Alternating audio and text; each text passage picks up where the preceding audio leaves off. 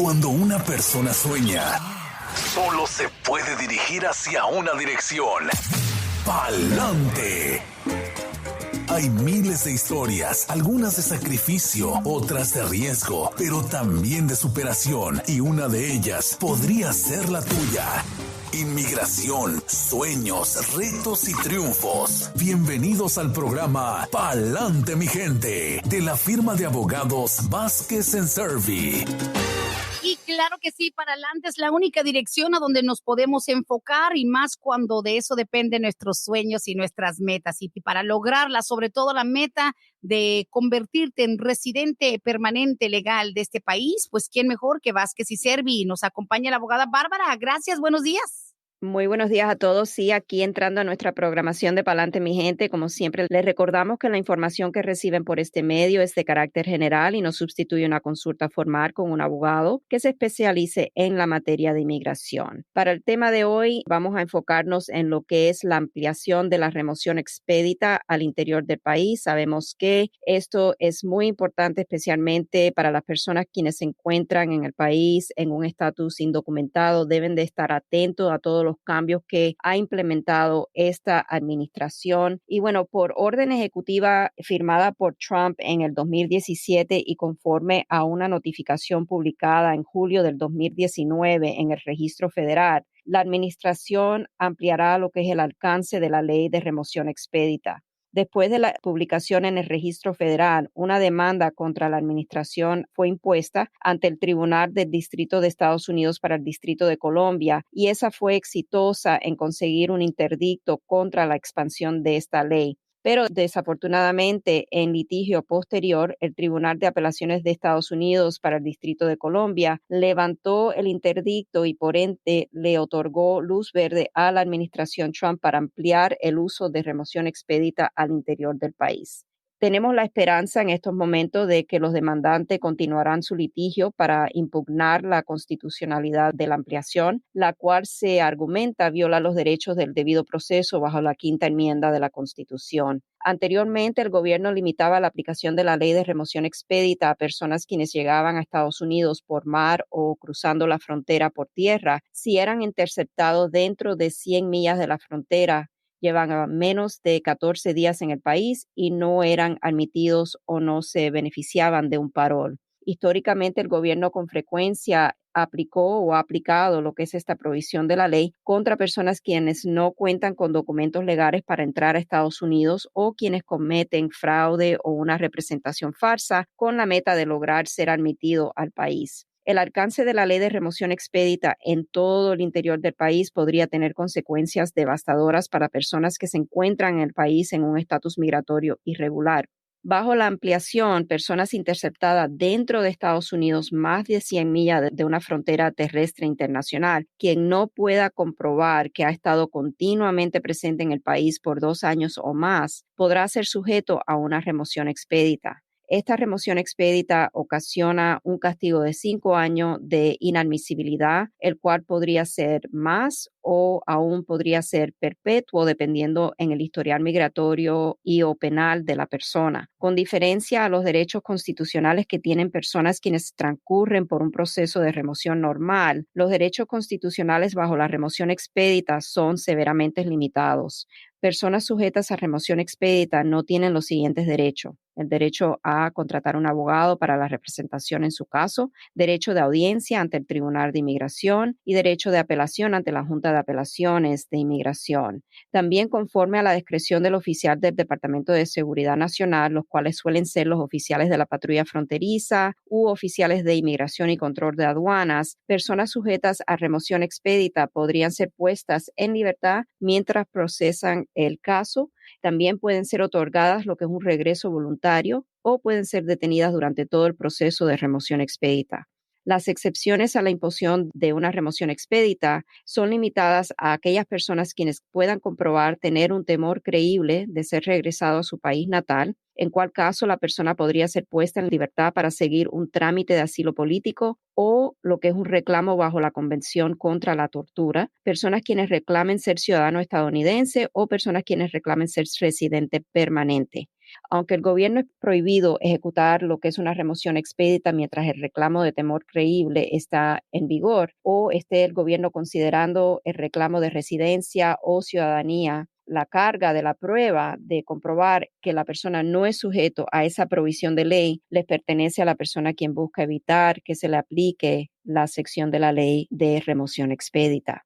En un memorándum de la administración Trump con fecha del 24 de julio del 2019, el gobierno proporcionó la siguiente lista no exhaustiva de evidencias que podrían servir para comprobar la presencia física y continua de 2 años o más. Estados de cuentas bancarios, contratos de arrendamiento, licencia, recibos, facturas, actas de nacimiento de hijos nacidos en Estados Unidos, récords de iglesia, escuela, trabajo o impuestos. Se le aconseja a toda persona quien pueda ser considerada dentro de la ampliación del alcance de la ley de remoción expedita que cargue copias no originales de documentos que puedan demostrar su presencia física continua en el país por un periodo de 2 años o más y de sus vínculos en Estados Unidos.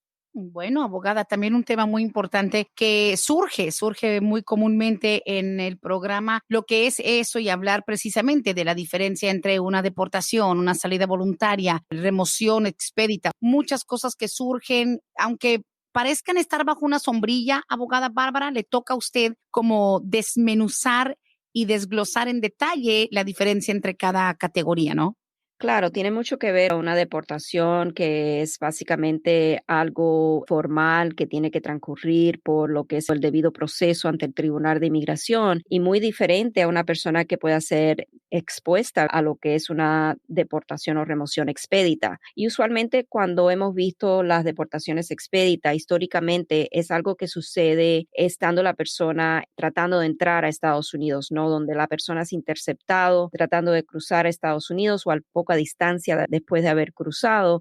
Entonces esas personas podrían ser expuestas a esa deportación expedita, especialmente si no son personas que son de países contiguos con Estados Unidos, personas, por ejemplo, de Centroamérica. Y por eso vemos también con mucha frecuencia cuando pedimos los expedientes migratorios para estudiar un caso, vemos que hay muchas personas que se declaran en el momento de esa intercepción en la frontera por la patrulla fronteriza ser de país de México. ¿Por qué? Porque quieren lograr ser regresado voluntariamente y evitar una remoción expedita. Históricamente también se ha visto que la remoción expedita se ha aplicado a la frontera cuando existe esa intercepción y también cuando existe la persona tratando de cruzar con documentos fraudulentos, a lo mejor una visa que no le pertenece, un acta de nacimiento de un ciudadano estadounidense, una mica chueca o de otra persona. En esos casos, no obstante a que la persona sea de un país contiguo, casi siempre el gobierno va a usar lo que es la remoción expedita. Pero ahora con esto que ha anunciado la administración Trump y lo que ahora tiene luz verde para hacer, ahora lo que estamos viendo es que esto va a ser posible ser aplicado dentro de Estados Unidos, no obstante a la distancia que la persona ya haya transcurrido. Pues bueno, importante, señores, ya saben, este podcast es precisamente para que ustedes aclaren sus dudas. La abogada Bárbara Vázquez, de hecho, teníamos unas preguntas desde la semana pasada, le habíamos comentado que quedaron unas 3 preguntas ahí al final que no alcanzaron, pero las tenemos listas, además algunas que han llegado desde esta mañana, así que, abogada Bárbara, si usted está lista, comenzamos ya con las preguntas, tanto las pendientes como las de hoy. Sí, claro que sí, adelante. Gracias. La semana pasada nos llegó una pregunta ya al final del programa que tiene que ver con una pareja. Le voy a resumir porque es bastante larga la información, por eso tampoco alcanzaron porque tenía que leerlo bien. Esto se trata de una pareja donde él es ciudadano americano, latino pero ciudadano. La pareja de él, ella es hondureña, es indocumentada, llegó hace 6 años aquí a los Estados Unidos sin ningún tipo de inspección, cruzó la frontera. Ellos tienen un hijo de 3 años que nació aquí en el área de Atlanta, aquí en Georgia, pero la pregunta es, la mejor manera para que él como ciudadano, no están casados todavía, la pueda legalizar a ella. Están con la idea de tal vez lo de visa de fiancé y por eso yo no me atreví a contestarles. Ella ya está indocumentada. Desde hace 6 años vino de Honduras, ya tiene un hijo que nació aquí en los Estados Unidos, pero quieren hacerlo de una manera eficiente, lo más rápido. Dice, yo he escuchado que si ella se regresa para Honduras, la pido como fiancé, como prometida, vaya, la visa de prometida. El problema es que obviamente hay unos factores que van a afectar mucho este proceso. ¿Qué le puede decir a esta pareja? Ella está aquí ya de manera indocumentada en Estados Unidos. También ha acumulado presencia indocumentada aquí en Estados Unidos. Ha tenido aquí un hijo nacido en Estados Unidos. Va a ser muy difícil que el gobierno le vaya a otorgar una visa de fiancé en esta situación. La recomendación aquí sería casarse, hacer una petición familiar, como el ciudadano estadounidense puede hacer la petición familiar y no habría lo que es una lista de espera para la esposa. Y entonces, una vez esa petición familiar sea aprobada, les recomendamos entonces lo que es un proceso consular con un pedido para un perdón de presencia indocumentada, lo cual se aplicaría aquí dentro del país, esperaría la aprobación y entonces cuando le salga la entrevista en Honduras, ella saldría para lo que es el proceso consular. Esto es un caso no fuera de lo común, a no ser que haya alguna complicación en el caso, alguna deportación previa, algo que pueda impedir que el proceso pueda seguir adelante con éxito. Muy bien, pues hay que hacer las cosas de una manera eficiente, pero no siempre es tratando de esquivar el sistema. Digamos, no puedes retroceder el tiempo y decir, ok, déjame regresarme a mi país y ahora entrar como fiancé. Eso cuenta con todo otro set de requisitos que no podríamos entrar en tanto detalle, pero no es tan fácil. No, no, y también si la idea es que ella se regrese a Honduras y que nunca estuvo aquí, entonces hacer el trámite de esa manera, ahí hay problemas, porque entonces estaríamos viendo que hay una representación falsa, se va a complicar todo el caso específicamente porque queda un registro de que hay un niño nacido aquí en Estados Ujú. Unidos y no es buena idea hacer las cosas mal hechas cuando en realidad este caso podría proceder bastante streamlined, ya no es algo fuera de lo común. Ahora, si hay trabas, es algo que tendríamos que consultar con el cliente para tomar todo el historial de la persona, migratorio, si hay alguna traba de algún historial penal, todas esas cosas hay que explorarlas antes de lanzarnos a hacer el trámite con el gobierno. Muy bien, ahí está. Siguiente pregunta dice, buenos días, no sé si alcance, bueno, claro, porque fue la semana pasada. Dice, no sé si alcance mi pregunta, Brendita. Mi hija tiene DACA, ella tiene 24 años de edad. Estuvo casada con un ciudadano americano, pero después de 1 año y medio hubo muchos problemas. Se están divorciando y el ex le dijo claramente que él va a detener el proceso.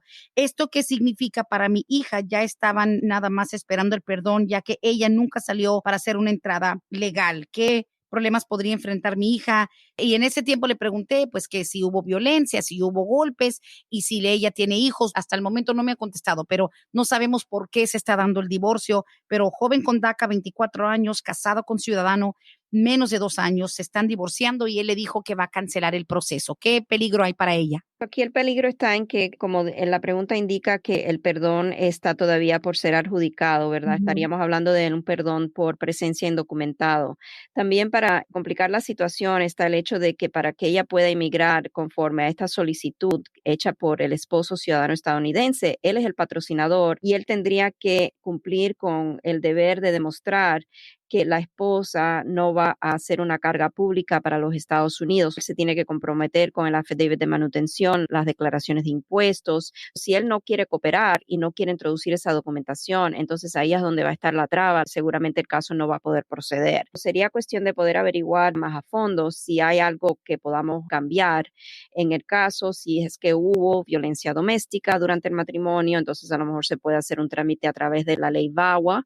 Si acaso hubo violencia doméstica y hay comprobantes, entonces sería también aconsejarle a la persona que no consiga un divorcio simplemente por incompatibilidad de caracteres, Sí. pero que trate de conseguir el divorcio indicando que hubo algún maltrato durante el periodo del matrimonio Ah, para ok. tener algunas evidencias contundentes. Cierto. Entonces, curiosamente, el programa del VAWA, en el que ha usted de verdad abordado el tema bastante profundamente en otros episodios de Palante Mi Gente, el VAWA le podría corresponder siempre y cuando hubo legítimos incidentes de maltrato, digamos. Hacer la transición se puede hacer luego de que con su DACA estaba casada con ciudadanos, o sea, también, digamos, no el hecho de tener el DACA no la saca de la posibilidad del VAWA, ¿no? No, para nada. Ella puede hacer su trámite de VAWA. El VAWA lo que requiere es que ha habido una relación formal como lo que es el matrimonio y con un residente o ciudadano y que haya sufrido ella a lo mejor un daño psicológico por Mm. algún abuso a lo mejor verbal o si hubo un maltrato físico, que se pueda comprobar algo de esto durante el matrimonio. En este caso, si llegase a haber un divorcio y a lo mejor por cuestiones de que a lo mejor no está ella en una capacidad emocional en estos momentos para lidiar con el tema de inmigración y siempre y cuando no espere más de 2 años tras haber un divorcio ya finiquitado, siempre puede cambiarse a lo que es una autopetición bajo la ley VAWA. Ya está. Ok, hay un proceso, hay cierto orden en el que se tienen que hacer las cosas. Al aire con la abogada Bárbara Vázquez, también voy a dar desde temprano el número telefónico de las oficinas de Vázquez y Servi. Por favor, la gente sigue insistiendo, van en persona, no van en persona, señores, es virtual, por teléfono, video, WhatsApp, Skype, Duo. No hay una tecnología que no puedan aplicar para que usted en cualquier parte del mundo, de hecho, abogada Bárbara, ustedes han tenido incluso entrevistas con personas en Centroamérica, México, Suramérica, otras partes del mundo. Claro que sí, eso no es problema. No es problema. 678-303-0018. Apunten el número 678-303-0018. Siguiente pregunta dice, buenos días, mi esposa ya recibió la carta en febrero para lo de las huellas, pero con el cierre de las oficinas por culpa de la pandemia, ¿uno necesita esperar una nueva carta o puede uno ir checando si ya abrieron? Gracias. Tiene que esperar, le van a volver a mandar una cita para ir a lo de la toma de las huellas dactilares. Simplemente espere y si tiene abogado en su caso, el abogado también debe de recibir una notificación de ese tomo de huellas dactilares y le debe de notificar. Ok, muy bien. Sí, o sea que no es como ir a checar a ver si ya puedes ir a pagar un bill. Son cosas que se hacen por cita. Correcto. Good, good, good.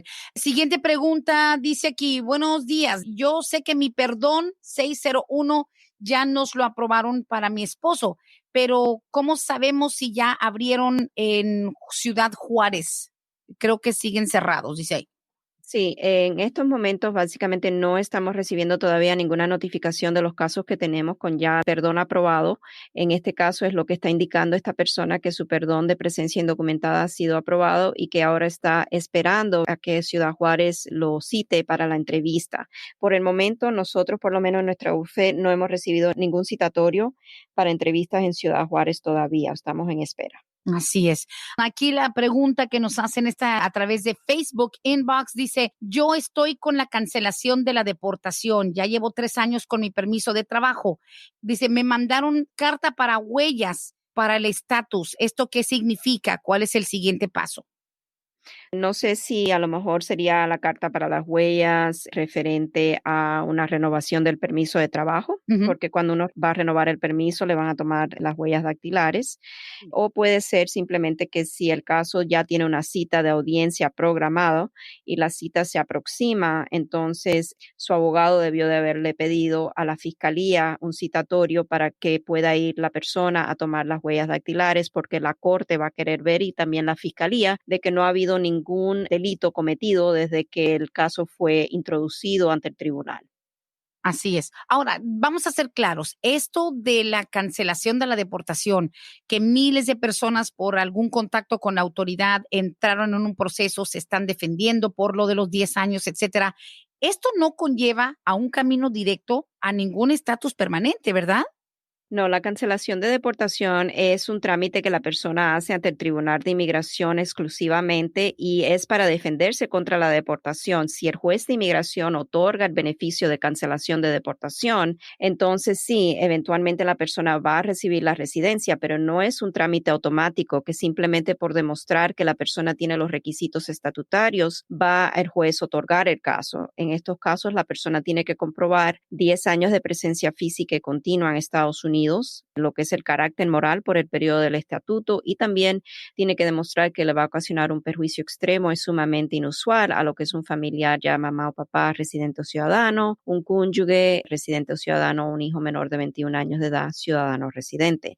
Y es ahí en ese tercer requisito de demostrar ese perjuicio extremo sumamente inusual donde se complica en la mayoría de los casos. Si la persona pierde el caso en la primera instancia ante el juez de inmigración, entonces tendría una segunda oportunidad ante la Junta de Apelaciones de Inmigración. Así es. Bueno, un proceso. Abogada, la siguiente pregunta usted sabe que no puede faltar. La mitad de la pregunta es más que nada su observación y el update, actualizando lo que pasa con el DACA. Usted sabe que si ya se pueden hacer las nuevas solicitudes, que si ya pueden pedir un permiso de viaje o el advance parole. That's the first half. La primera mitad es del DACA. Segunda mitad sería en qué aspecto podrían beneficiarse los jóvenes ahora que dicen que según de la Casa Blanca sale una promesa de reforma donde los del DACA tendrían un camino ya hacia la legalización y la segunda mitad de especulación. Correcto. En estos momentos lo que sabemos es que todavía, hasta por lo menos esta mañana que estuve mirando, no tenemos ninguna noticia oficial sobre la aceptación de solicitudes iniciales para el DACA de USCIS. Sí hemos recibido noticia de algunos colegas quienes tuvieron solicitudes de DACA inicial rechazados por USCIS con indicaciones de que la agencia no está aceptando esas solicitudes iniciales en estos momentos. Parece que alguien ya ha intentado y ya ha recibido un rechazo de esa solicitud inicial. Oh, wow. No tenemos noticia, pensamos que la Corte Suprema debe estar certificando lo que es su dictamen en el caso bajo la ley y que USCIS debe de cooperar y aceptar solicitudes iniciales, pero hasta la fecha no ha habido alguna noticia oficial. Estamos siempre con el dedo en el pulso referente a esa noticia y enseguida que tengamos algo le vamos a informar a través de nuestras redes sociales y también por este medio. Uh-huh. Conforme a lo que anunció o dijo el presidente que va a hacer lo que es una reforma con una vía hacia la legalización y ciudadanía para los jóvenes soñadores, el presidente no tiene ese poder. El poder de legislar le pertenece exclusivamente a lo que es el Congreso. Para que haya una reforma migratoria, el Congreso tiene que estar involucrado y el Congreso tiene que aprobar lo que sería un proyecto de ley. Ahí yo creo que son promesas o simplemente, como diríamos, una estrategia política del presidente Trump para tratar de aplacar todo lo que está pasando en el país y tratar tal vez de quitar el enfoque a lo que está sucediendo con él en los polls, que está perdiendo, En las ¿verdad? encuestas. Uh-huh. Exacto. Vamos a ver qué pasa con eso. A lo mejor lo que él decide es no tocar el DACA y dejar que proceda, no tratar de rescindirlo. Pero él no tiene el poder unilateral para legislar, para hacer una reforma migratoria, para otorgar lo que es residencia o ciudadanía. Muy bien, o sea que está muy limitado. Creo que fue un comentario bastante general donde, al igual que en otras presidencias, se nos promete, pero creo que también no se hace responsable Vázquez y Servi este podcast por lo que sale de mi boca, pero me parece un intento bastante frustrante de tratar de prometer algo para asegurar unos cuantos miles de votos más, pensando que si se queda él en la Casa Blanca habrá algún camino a la legalización, pero realmente para mí es una mordida sin dientes. Exactamente. Ya, bueno, para que lo sepan, pero en fin, hoy por hoy estamos todavía con renovaciones del DACA. Sí, lo de solicitar DACA nuevo y créame que incluso en redes sociales muchas otras oficinas de abogados dudosamente están diciéndole a la gente venga ya a mandar su solicitud del DACA. Sin embargo, veo que mucha invitación a que vengan abogada, pero muy poca información para refrescarnos los detalles de los requisitos. El principal es, yo lo mencioné temprano al promover este podcast, les dije, el DACA sigue teniendo los mismos requisitos, tenían que haber estado en el país antes o en el año 2007, ¿verdad? Correcto, el 15 de junio del 2007, continuamente desde esa fecha residir aquí en Estados Unidos hasta la fecha de la solicitud para el DACA.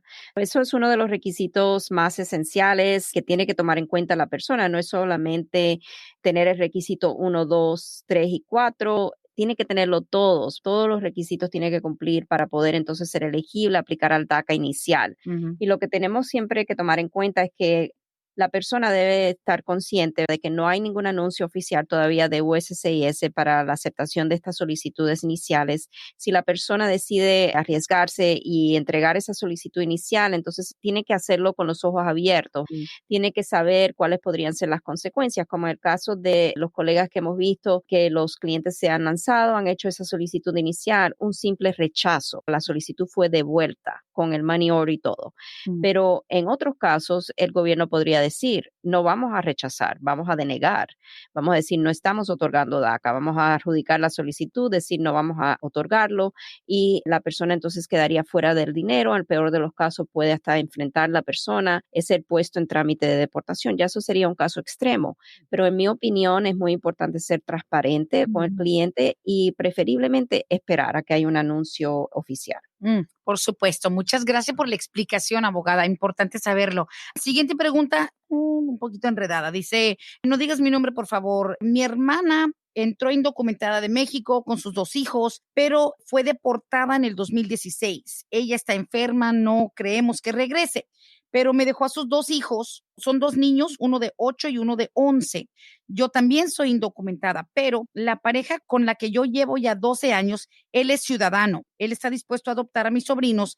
Ellos serían ciudadanos automáticos. Entraron muy jovencitos aquí de México. Y eso, quiero que sepa que eso no se traduce a nada por acá. It's not providing any kind of noise here. O sea, no nos llega a nosotros ningún problema con eso. Ok, en este caso, los niños entraron de manera indocumentada junto con la mamá. Hay que primero transcurrir por lo que es el proceso, obviamente, de una adopción legal. Una vez que él tenga ya su decreto de adopción, entonces los niños deben de procesar para la residencia. Los niños seguramente van a necesitar la salida del país para la embajada. No van a necesitar un perdón porque son menores de edad, no han acumulado lo que es presencia indocumentada en Estados Unidos, pero sí van a tener que hacer ese proceso consular una vez que ellos entren como residente permanente, dado a que son menores de 18 años de edad en esa entrada y que el padre adoptivo es ciudadano. Entonces, por operación de ley, lo que es el Child Citizenship Act, ellos recibirían automáticamente, se convertirían, vamos a decir, en ciudadanos estadounidenses Oh, wow. de esta manera.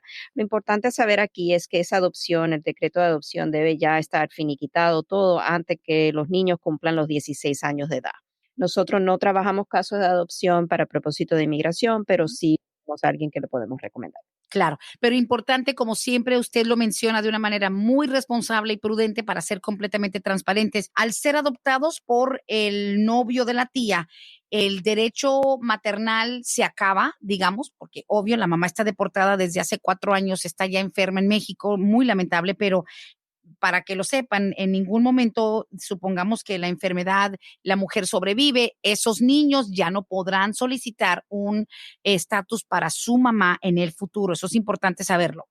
Eso es correcto. Ok. Y aparte de eso, también la duda que tiene la tía, dice, es que solo nada más quería como reforzar la idea de que ellos pueden ser adoptados. Dice, aunque él no esté casado conmigo, ese hombre ciudadano aún sin estar casado legalmente con la tía de ellos. Y le pregunté por qué usted, estando 12 años con un ciudadano, no ha arreglado papeles. Dice, es que yo estoy casada en México. Entonces, ella no puede arreglar, pero su pareja ya son 12 años, viven juntos, él es ciudadano, aunque no haya un matrimonio con la tía de ellos. Ese hombre puede, totalmente independiente de eso, adoptar a estos 2 niños.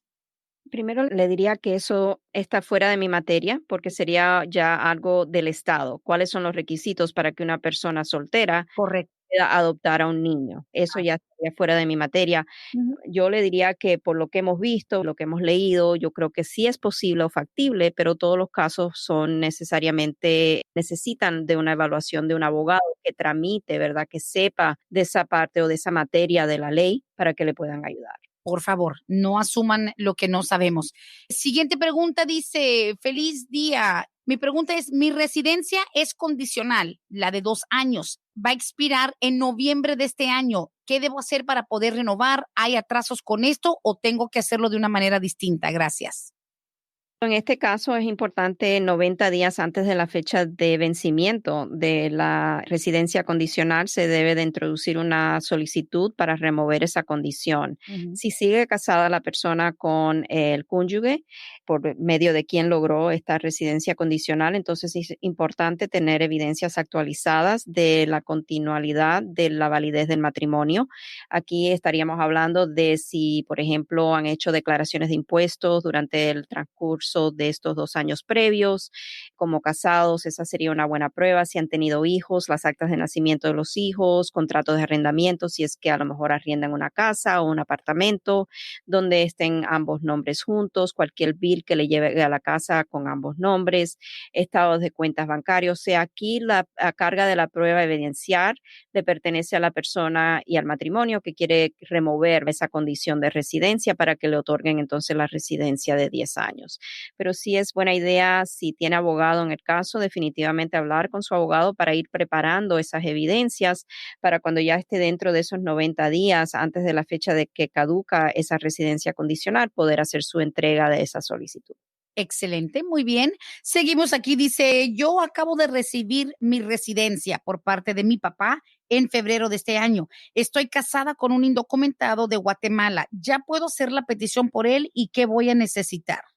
Okay, siempre y cuando la persona que se hizo residente esté aquí ya en Estados Unidos y haya ya valida la residencia. Esto es un punto muy importante porque personas a veces que reciben la residencia a través de la embajada americana en su país natal por un padre residente, si se casan antes de salir de ese país y darle validez a la residencia con la entrada que tienen que efectuar aquí para que le validen la residencia, van a enfrentar el problema de que la residencia va a ser revocada posiblemente porque se han casado antes de Oh, validar su residencia y sabemos que un hijo casado de padre residente no puede recibir la residencia estando casado. Ese punto es muy, muy importante. Asumiendo que esta persona está ya aquí, ya validó su residencia, ujú, ya es residente, no hay ningún tiempo de espera para poder hacer el trámite para su cónyuge. ujú.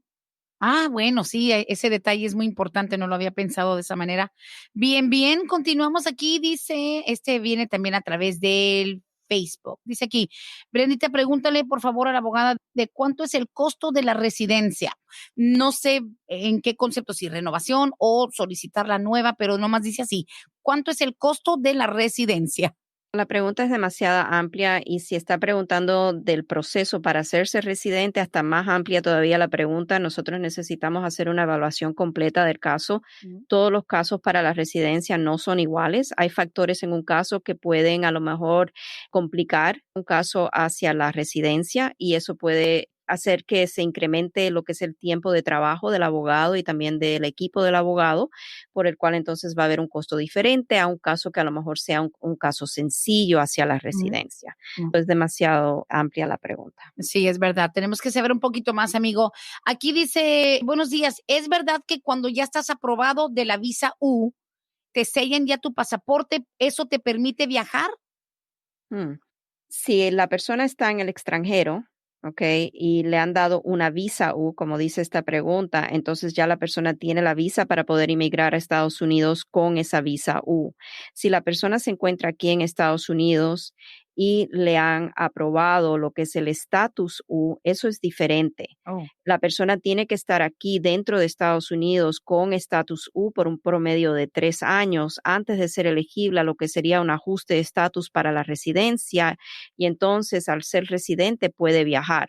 La persona con estatus U, si decide viajar al extranjero, el problema y la complicación que se le va a presentar es que va a tener que transcurrir por un proceso consular en la embajada para que le otorguen una visa U, para poder entrar con una visa U. El estatus U y una visa U son dos cosas diferentes y por esta exacto. razón Mm. nunca le aconsejamos a una persona con un estatus U viajar al extranjero para evitar esas complicaciones en el caso, porque no es necesariamente mandatorio que porque la persona haya recibido un estatus U aquí en Estados Unidos, que la embajada tenga que otorgarle una visa U.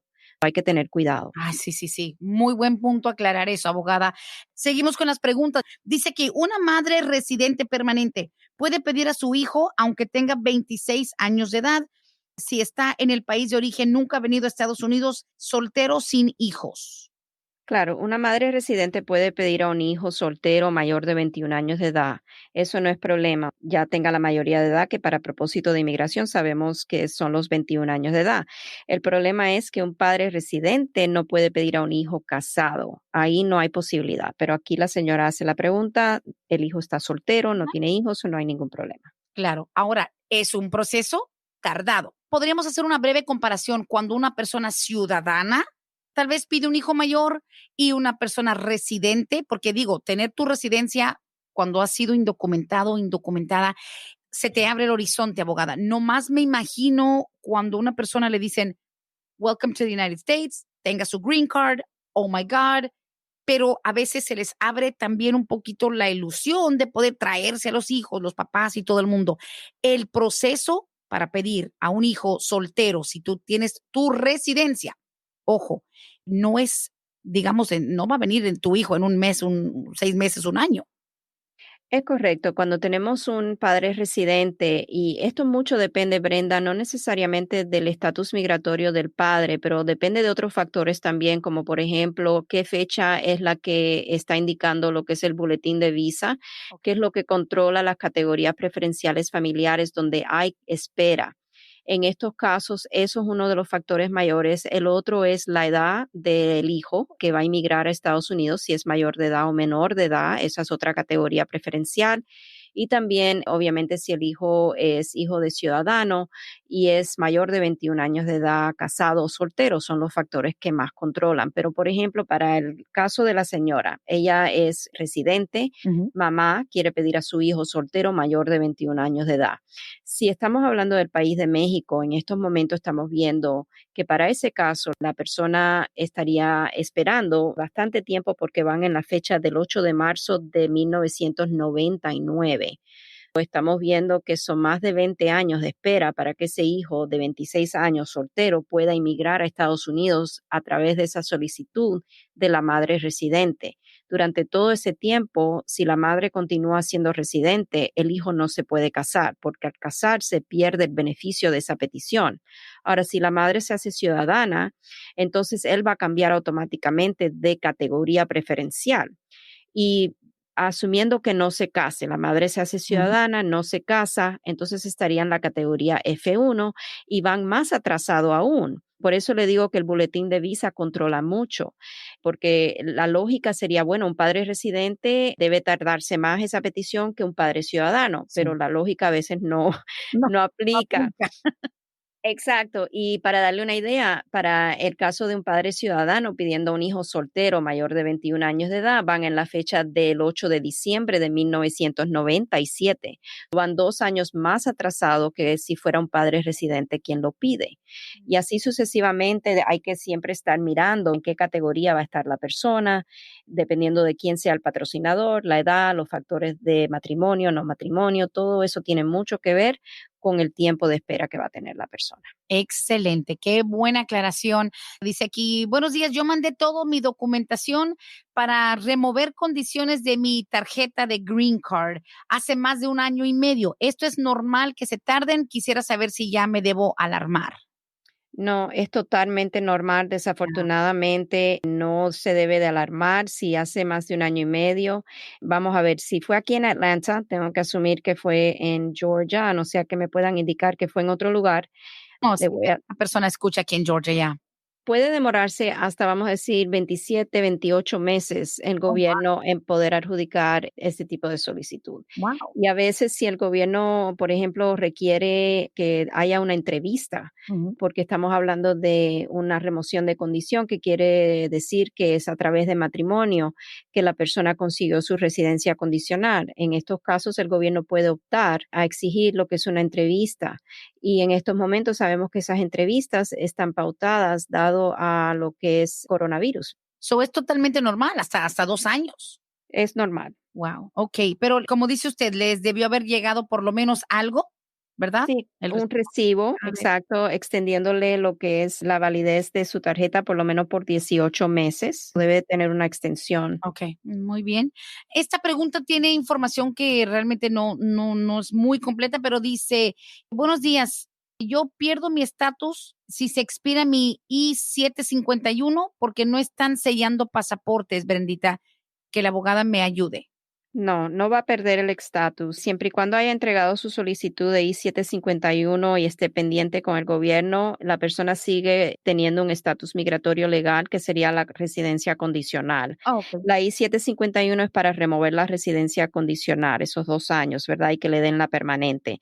Es más, una persona es residente hasta que un juez de inmigración dictamine lo contrario. Oh, wow. Eso no es algo que el gobierno simplemente porque se le ha vencido el plazo que le dieron cuando entregó la solicitud, que el gobierno le va a quitar la residencia. No, pero si va a viajar o quiere viajar o algo por el estilo, entonces sí es necesario que se comunique con su abogado para tratar de programar. En estos tiempos es bien difícil una cita en persona para que le sellen o le den alguna constancia en su pasaporte de que tiene esta solicitud pendiente y que le extiendan el tiempo. Así es.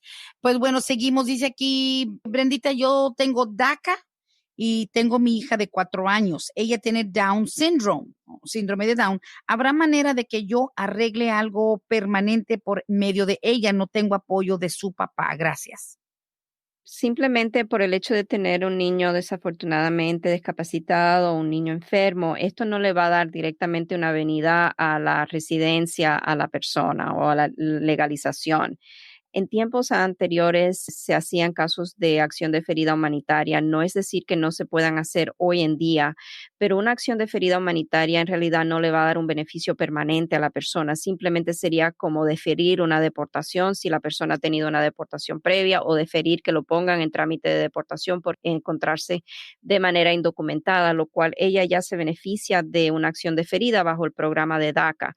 No tiene sentido pedir lo que es una acción de ferida humanitaria cuando el beneficio va a ser igual, no va a ser algo permanente. Ahora, si por alguna razón ella cae en manos de inmigración, vamos a decir, o el gobierno decide rescindir el DACA y deja desamparado a los jóvenes soñadores y ella entonces es puesta en trámite de deportación, Ujú. si tiene los requisitos necesarios, entonces podría defenderse contra esa deportación demostrando a través de la cancelación de deportación que su hija de 4 años, ¿verdad?, tiene síndrome de Down y que depende de ella exclusivamente, que es madre soltera, que existen esos perjuicios extremos, Ujú. es sumamente inusual en el caso donde el gobierno debe de considerar otorgarle la cancelación de deportación, lo cual otorgado conllevaría a la residencia permanente. ¿Tiene sentido? Buena pregunta y ojalá que pronto algo pueda cambiar en su situación. Ahora sí dice, no digas mi nombre. Es difícil demostrar el sufrimiento extremo de mi mamá residente. Por ejemplo, ella no vive conmigo, su esposo es ciudadano, pero mi hijo está por cumplir los 21 y si cambiaría algo si mi mamá se hace ciudadana. Obviamente está hablando de ese qualifying relative. Su mamá es residente, esta madre es indocumentada, el hijo va a cumplir 21, podría usar a su mamá como el qualifying relative, pero ¿cómo se demuestra el sufrimiento extremo si la mamá no vive con ella y la mamá tiene un esposo que es ciudadano? No es que, ¿cómo le vamos a decir? No es imposible. Lo hacemos en muchos casos, porque en muchos casos el qualifying relative es el padre, residente o ciudadano. Sí. En realidad, aunque no viva con ellos, si hay algún lazo familiar fuerte entre el hijo y la madre, Ujú. se puede demostrar que a lo mejor ellos se ven con frecuencia, se visitan con frecuencia, que hay esos lazos familiares que unen a la familia. A lo mejor ella es lo que es, no sé cómo se dice, matriarch. Matriarca. Ujú. Ajá, de la familia, que es lo que une en realidad a la familia. Y si el hijo a lo mejor ayuda a la madre en algo, a lo mejor no es un factor económico, pero a lo mejor está ahí para darle un aporte emocional, eso ayudaría también a exponer esos factores en el caso. Sí es más difícil, transparentemente le digo, sí es más difícil cuando se trata de un hijo ya mayor queriendo demostrar perjuicio extremo a un padre. Esos casos son más difíciles de comprobar, pero no son imposibles y tenemos éxito con frecuencia en esos casos. Claro. ¿Y si la mamá se hace ciudadana, cambia en algo? No necesariamente cambia porque yo uso el hecho de que el padre es residente en mis argumentos para hacer el argumento de que el padre como residente no puede ir a vivir al país donde va a tener que vivir el hijo si no le otorgan el perdón, porque al hacer ese cambio o al levantar raíces de Estados Unidos, ese padre residente Sí. va a perder su residencia, el padre, como un argumento que yo utilizo también para darle más fuerza a mi teoría del caso. Sí, tiene todo el sentido del mundo. Continuamos. Dice aquí, están renovando los permisos de trabajo a una petición de un hijo, a un padre. De un hijo a un padre, ok, asumiendo que el hijo sea ciudadano estadounidense, el padre haya entrado a Estados Unidos de manera documentada a Estados Unidos y esté en un proceso de ajuste de estatus que esté pendiente, sí, el padre podría hacer su trámite para la renovación del permiso. Muy bien, o sea, sí lo están haciendo. No hay de que hay una categoría que usted diga, no, a los de cancelación, a los de asilo político ya no les están renovando. No es así tan blanco y negro la información. No, hay que saber en qué categoría está la persona para ver si hay algún inconveniente en una nueva renovación, pero en Ujú. este caso estoy asumiendo todos esos factores para decirle que sí. Ya, correctamente. 10 segundos. En cuanto a una solicitud nueva, si por X o Y las están rechazando, ¿eso pone en peligro al que la está solicitando? Podría y no podría, depende de la agencia, ¿verdad? Si simplemente la reciben y con el hecho de recibirla la ponen en un sobre y la rechazan con el Mm, money order y todo, no debe de tener problema la persona, pero la agencia está libre de tomar los datos y poner esos datos en la base de datos mm. del gobierno, lo cual podría en un futuro ser utilizado, ¿verdad? Para tratar de ubicar a la persona y ponerla en trámite de deportación. Ese es el temor, ¿verdad? Eso Sí. puede suceder, aunque sea algo que a lo mejor está muy distanciado a que suceda, de todas maneras existe esa posibilidad. Claro. Abogada, y tengo una pregunta más, pero lo que usted acaba de decir me resulta súper interesante porque la gente dice, pero si me dieron un ejemplo, me dieron un ticket de no licencia en el lugar incorrecto, en Cobb, en Gwinnett, y dicen, pero es que no se me hace justo porque mucha gente está saliendo por lo mismo del coronavirus, pero les dan una carta donde tienen que regresar a una cita. Y nosotros en otro programa, bueno, usted, la experta, en otro programa habló de la diferencia entre una cita con un agente y una audiencia ante un juez, que es muy diferente y otro día tal vez entra un poco más de detalle, pero no quiero que la gente piense, pero es que se me hace tan injusto que me están deportando por un ticket de no licencia. Y yo, abogada, y usted puede corregirme si estoy mal, lo que le digo a la gente es que, mira, no te están deportando por manejar sin licencia, te están deportando porque eres indocumentado y da la casualidad, la mala suerte que tuviste contacto con un agente de inmigración. Tienen todo el derecho de intentar deportarte, de que lo logren va a depender, por ejemplo, del trabajo que hagan ustedes, abogados Vázquez y Servi, al defender a una persona que ya tiene años aquí, pero en sí no te están deportando por la infracción, te están deportando por el contacto que te provocó con las agencias de inmigración, ¿sí o no? Exacto, los condados no tienen ninguna autorización para deportar a nadie, eso le pertenece al gobierno federal. Ujú. Y ahí entonces intervienen los oficiales de ICE, especialmente en los condados que tienen la cooperación con ICE, que tienen esa ley 287G. Pero exactamente, o sea, el gobierno no va a deportar a alguien porque manejó sin licencia. Es el contacto con ese condado y después el condado llamará a ICE y ICE investigar el estatus migratorio de la persona. Entonces, eso es lo que hace que la persona sea puesta en trámite de deportación. Exacto. El simple hecho de no contar con un estatus, ahora de que se pueda defender va a depender de los factores que ya hemos hablado, los años, los hijos, el récord criminal, etcétera, y el profesionalismo de una firma como Vázquez y Servi. Abogada, última pregunta que podría incluso dar para todo otro programa, pero alguien me dijo, Brendita, antes de que se acabe el programa, dice, me interesó mucho lo que hablaron de que una persona que está esperando cancelación de deportación puede llegar a tener su estatus permanente y cómo se logra. Sí, yo creo que we opened a can of worms, ahí abrimos un poquito la caja de Pandora, porque sí, de los que están esperando, abogada, una decisión o digamos, tienen su permiso de trabajo desde hace unos años por la cancelación de la deportación, ¿qué conlleva o qué necesita para llegar a tener ya su residencia permanente brevemente? Tiene que tener una audiencia de los méritos de esa solicitud, donde la persona va a presentar ante el juez de inmigración y ante el fiscal de inmigración su caso, donde va a tener que demostrar que cumple con cada requisito estatutario y que se merece en la discreción del juez de inmigración que le otorguen el beneficio de cancelación de deportación. Es todo un trámite y a veces eso demora años en Y es que esa audiencia llegue. Y es obviamente parte del proceso de rogar. You're basically begging. Tienes que básicamente rogarles a que, mira, ya tengo todos estos años con mi estatus temporal, digamos, con tu permiso de trabajo, pero ya a la hora de la hora, o sea, no estás esperando un estatus, abogada, y que te llegue una green card. Ya, te la ganaste. Here's your green card. No, hay que seguir luchando por ella y de hecho tener una audiencia formal. Exacto, no es solamente el tiempo que la persona lleve aquí en Estados Unidos, con permiso o sin permiso, es demostrar que le va a ocasionar, y ese tercer requisito estatutario, que es demostrar que le va a ocasionar un perjuicio extremo, es sumamente inusual a ese familiar, ¿verdad? Ese nexus familiar, es el requisito más difícil de comprobar. ¿Por qué? Porque la prueba es muy, muy elevada, el nivel de prueba es muy elevado, y es en ese requisito donde la mayoría de los casos se pierden. Ahora también los factores, si la persona tiene un historial penal en el país, eso tiene mucho que ver, no solamente en lo que es la discreción del juez, pero a lo mejor el caso ni procede a los méritos porque el juez determina que por tener esos delitos penales la persona no califica para el beneficio migratorio. Wow, muchos factores, nada te cae del cielo, hay que esperar, hay que luchar y hay que incluso contar con gente profesional y honesta como Vázquez y Servi. Abogada Bárbara Vázquez, como siempre, un programa fenomenal. Muchísimas gracias. Muchísimas gracias. Gracias a usted, abogada Bárbara Vázquez.